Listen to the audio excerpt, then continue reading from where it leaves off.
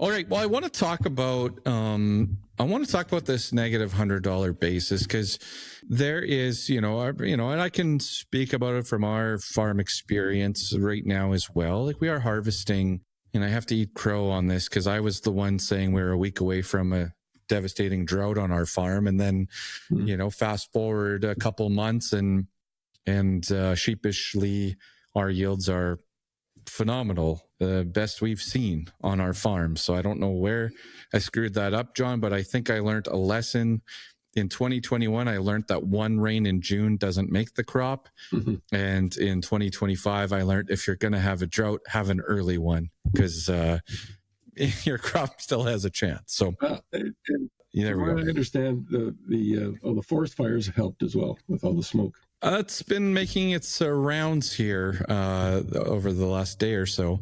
But I tell you, like where I live, we didn't have a lot of smoke this year, just the way it worked out. My friends down the road are harvesting the biggest crops of their careers. So the jury is out on that one. Yeah. For me at this time, yes. All right. So the $100 basis, are we headed there, John? Is that where we're going in the next couple of weeks here with this big Western Canadian crop? Well, I think the reason you're bringing that up is because some people started comparing this, what looks like a record crop, to 2013, which was a record. Mm-hmm. And we did hit 100 under on canola. Something similar, I think, on wheat, too. As I wrote on the train fork, is history repeating itself? Mm-hmm.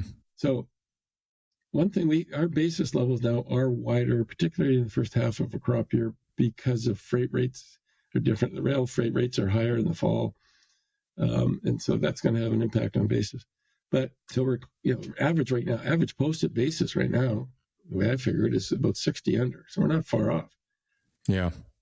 The thing is, in 2013, the reason we went to 100 under, and actually it was worse than that, those of you that were around, it got to the point where some companies stopped bidding at all. Yes. They didn't even put out a price. That we can't buy it. So 100 under is bad, but nothing is even worse.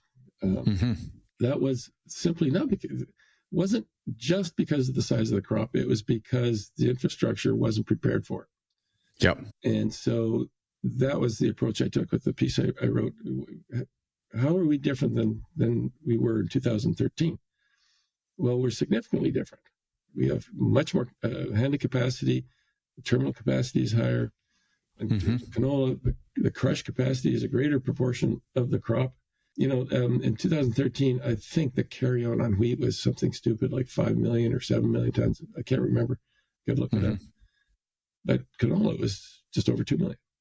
So thanks to the crusher, we were able to clear that market reasonably well, given the circumstances. But in the meantime, when the railroads were not hauling grain as fast as they should have, we hit 100 under. And are we going there again? Boy, if I knew that, I think it's going to be a function of whether the railroads are prepared for the crop. Yeah. I mean, when it comes right down to it, basis is really a function of capacity. And if you have excess capacity, which we tend to do even now, the basis will be totally different than if you're running out of capacity. Mm-hmm. So it's all a matter of capacity, and that's not just handling; it's shipping. That's the key. Yeah. We had in 13, 14. So I was in my third year of crop marketing, working with farmers, and I remember the December stats can coming out and just hammering the market. Everything got crushed after that. And some companies went to a no bid, or no offers, no nothing, no buying. And then do you remember for that short period of time where the one company came out and said, yeah, we'll let you sell to us, but you have to buy an input? Do you remember that? Yeah. That only lasted a couple of weeks. And then a few farmers were like, wait a second, is that legal? can they do that? And everyone quickly changed tune. But by the time we got to the spring and summer, things had improved drastically, hadn't they? I watch basis and spreads a lot because they're the same thing. It's a relationship. In fact, okay, we're talking about 100 under. We're at 60 under right now. Nav Jan spread is 13 under. So we even use the same language. And that year, when we got to 100 under, spreads went to what we call full carry. There's a limit to how wide they will go, and or can go, and so we went just beyond full carry on canola, on every spread, not Jan, March, May, and so on. So what I was telling guys then was they're frantic. They can't sell their canola, and I said, well, I can't help with cash flow, but sell futures. Mm-hmm. So we would sell NAV futures as a hedge, roll it to the Jan. Spreads weren't as wide, price wasn't as high. So I think when NAV Jan, we got $10. Jan March, we got $10. And every time you do that, every time you roll a short position in a carry, you improve your hedge by the spread. So we added $10, another $10. We added basically $1 a bushel to our price, and we avoided the 100 under. And when we hit 20 under, I was saying, well, I think it's time to pull the trigger. You can't do that on your whole crop. I understand that. Yeah. My focus tends to be on what you can sell or will sell in the last third. And so that's what I was, that to me it worked out real well. I'm not saying I was a genius, but you can't sell it. And the market, I could tell the market was going to pay you to store it through carrying charges. So that's what we did. And so we got, better than average futures price for the year, and next year $1 a bushel on the carry, and then instead of 100 under, 20 under. So guys were doing quite well on that. So and I guess that kind of triggered something in my mind that there are ways to wade through this. And the reason I wrote what I did, the comparison, was because a friend of mine called and said, we're really worried. We're just getting into our canola, and it looks great, and everybody's at the. Are we not heading back to 100 under like in 2013? And I thought, okay, maybe that's something we should look at. So, I an old trader at Cargill once. I always listen to this or hear this in the back of my mind. He said this. It's never as bad as it seems. It's never as good as it seems. Mm-hmm. So when it looks like the sky is falling, stay calm and take a look at the different options you have to work your way through it. Yeah. So even in those dark days of 2013, there are ways to get around it. I love talking about this because it's I used 2013 as a case study in the course I taught at the university because it was fascinating to me. The canola, we went to full carry on wheat. You would think, we're not moving wheat. The wheat spreads will go to full carry. Well, wheat it is in Minneapolis. And so what we did that year, because the railroads basically decided where things were going because of car turnaround times and so on, we starved the U.S. wheat market. We didn't ship any to the middle of that year. We didn't ship any wheat to the U.S. because the cars would be out of service. The cycle times are too long. Right. And the railroads were under a lot of pressure. So we shorted that market and it inverted. So here we are with tons and tons of wheat that we're carrying. The market to carry, and it did the exact opposite. Yeah. And I think that's why we see, and this might be a topic for another day, we see wheat merchants not dealing with wheat futures and pricing the same way as canola. And it's helpful to know that the way you approach wheat is a little different than canola. I don't think they use Minneapolis wheat like they use canola. No, I don't think so. Either. I was actually looking today, so my phone, I'm getting a little hits from the grain companies about the specials, right? Yeah. And so I was looking at Bunge. I've been saying Bunge Viterra on the show, but Bunge and the price of wheat they offered was $6.50 a bushel for a one red 13.5. So I started to look at the carry, like, well, okay, well, if I hold this to November, December, like what could we see? And there was virtually nothing there for carry. There was no there was no better price. I had to go till late next spring to get like a 680, which doesn't make any sense. So even the wheat market right now is a little bit, it's outran last year where they just came and filled, on demand, hand to mouth. Seems like they're setting up that same playbook for this winter again. Yeah, I think the confidence level on basis on canola is totally different. So deferred basis, they'll give you a decent basis. On wheat, I think it's the confidence level. I've noticed that cash prices, deferred cash prices, if you chart them, it's relatively flat, like you were saying. But if you look at the futures market, there's a really good carry in wheat right now. Mm-hmm. So so the way around that is, if you're looking at deferred prices, sell the futures, because the futures are at a premium, and the basis, I won't say it will improve, but very likely it will improve, and you could lock in the basis later. If I were a betting man, that's what I'd be going with right now, because that's what they've been showing us for the last year and a half or two. So that's what the market is telling you to do. So yeah.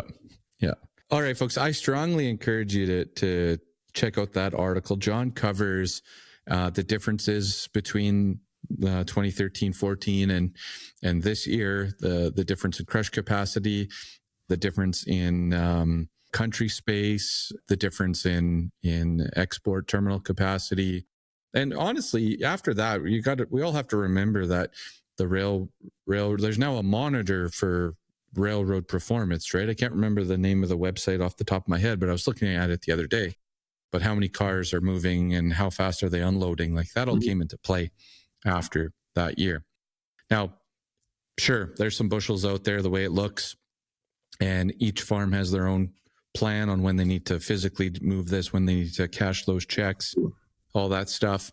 I do see the fear out there, John. Like, I was chatting with a farm the other day in central Saskatchewan, and his buyer's message was, we're the only game in town buying canola. If you don't buy your space with us for November, December, you're not going to have a chance to in the next few weeks. And I wouldn't say that statement is wrong. Like, I think that if you want to move November canola, you're going to have to be a little bit more aggressive.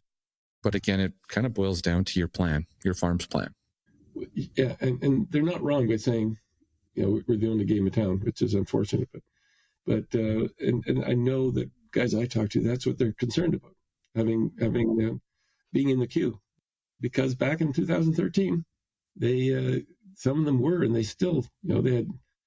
I knew guys that had October contracts, delivery in October, and they didn't move them until March. And so, in an extreme time, that's no guarantee, but I keep hearing that. I tell guys, sell deferred, roll the hedges, and they go, but I need to move it, off the combine or early. And I said, well, I'm just telling you what your other options are. I'm not going to tell you not to. That's what you do. That's not my role. Yeah, fair enough. I have been very active in writing canola calls this year. 820 calls, $800 calls, $750 calls, $700 strikes. It's worked very well. You've been talking about writing calls as well, or selling calls. Why do you like them, John? What stands out for that strategy? And you did write a piece on this as well not long ago on the trading floor, but what stands out with that strategy? Well, as I mentioned earlier, that I have a thing about target contracts. You sign a target or grain pricing order, whatever they call them, with a grain company. You're committed to that company. If something better comes along, you have to cancel and then take advantage of the other deal. I just find also, in terms of the market, the health of the market, when you sell to I'm not going to name names, a company on a target, the market doesn't know that that's there. And by the market, I mean everybody. And they know it. So that you've sold 500 tons to Bunge at X, committed. Well, Bunge, at that price, they know they've got 100,000 tons available. So what we're doing by signing targets with them is you're tilting the market power in their favor. What I've noticed is sometimes we'll get to a cash price, we'll raise to a price, and it won't be obvious right away, but then the basis will start to fade, will start to widen. And once you look into it, it's because everybody likes it. We at Cargill, we used to call them magic numbers. $10 a bushel, 10.50, 11, round numbers. Nobody puts in a target at 10.37. Nope. It's always round numbers. Yeah. So they tend to accumulate. Well, a grain company has the option to reach up and trigger those targets if they need them, if they're above the market, or if their bid price moves up to the point where that target is triggered just because their bid price is there. Well, if they don't really want it, what they'll do is they'll fade their basis or widen their basis so that if the futures market takes them into those magic numbers, they get triggered, but it's a better basis. Because what they're doing is and hey, I've got some very good friends who are with grain companies, fairly senior guys. I'm not saying anything. I do the same thing. They probably don't listen to the show, John, so we're fine. It's okay. But so basically, what they're doing is if they're going to be forced to buy it because this target, they're going to do it at a better basis. So they're exploiting the nature of farm marketing, which tends to be flat price. Just so many farmers I know, they ignore basis, and it doesn't matter to them. Just give me a price. I had a guy tell me this spring he got canola sold at $15 for fall. This was last spring. He was real happy about it. Yep. I said, what was the basis? I don't know. So I looked and it was 70 under. Yeah.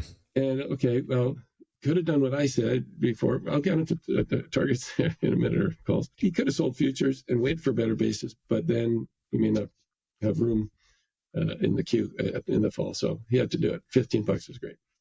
But anyway, so targets, I don't like the idea of targets with individual companies because, as I say, it skews market power in their favor.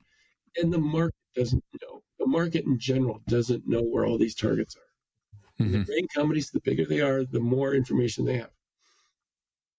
So I thought, well, really, and I've told guys, really what you're doing is you're selling, like Cargill or Richardson, a call option on your cash grain. That's what you're doing, but you're not getting a premium for it. Yep. Functionally, it's the same thing. So then I thought, well, why don't we just sell call options instead of the target? So I call it a synthetic target. So you pick a 700, 720 or whatever, collect your 25, $30, depending, maybe 15, like that. And if your target doesn't get triggered, if the market doesn't go there, if you had it set a cash target with a company, it wouldn't get triggered. This doesn't get triggered, but you still have the premium that you collected. And if you do get it triggered, then that's what you wanted in the first place. Yep. So to me, I know it's not a black and white perfect comparison, but to me, it's a very effective way to achieve basically the same thing and actually, make a little more money.